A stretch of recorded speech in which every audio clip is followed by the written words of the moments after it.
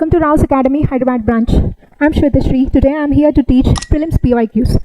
Consider the following statements in respect of financial emergency under the Article 360 of the Constitution of India. So here itself they have directly given the Article 360 referred to that of financial emergency. So here the proclamation of financial emergency is issued shall cease to operation at the expiration of 2 months unless before the expiration of that period it has been approved by the resolutions of the both houses of the parliament. So before going to it, let me give you a brief background. So firstly, this financial emergency.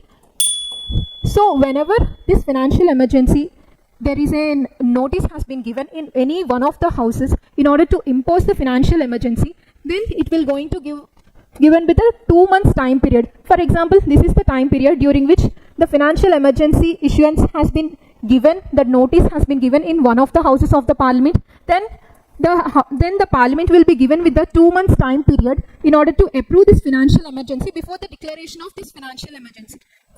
So if in case the parliament fails to approve or give any response to this financial emergency within these 2 months, if they do not give any response within these 2 months, then this financial emergency notice will going to get dissolved. So here that's what here it's mentioned, that the proclamation of financial emergency issued shall cease to operate at the expiration of the 2 months, because if within the 2 months they have to take any action, but if they do not take any action within the 2 months, this financial emergency is going to get dissolved automatically. So that's what the first statement, then followed by the unless before the expiration of the time period it has been approved by the resolutions of both the houses. So it's a correct statement.